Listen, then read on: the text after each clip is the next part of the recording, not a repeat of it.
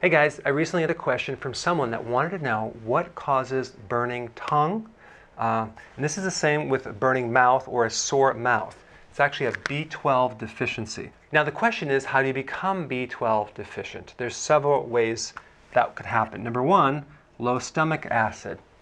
Number two, let's say you have gastric bypass, and therefore you don't have the full capacity of your digestive system, and you can't absorb B12.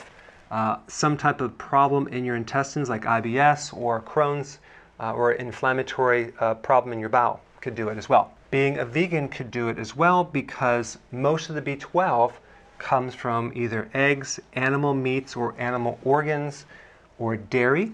So if you're a vegan, you might want to add B12 in the form of methylcobalamin. Okay, this is the natural form. Do not get the cyanocobalamin. And drinking alcohol can deplete B12. That's why alcoholics are usually deficient in B12.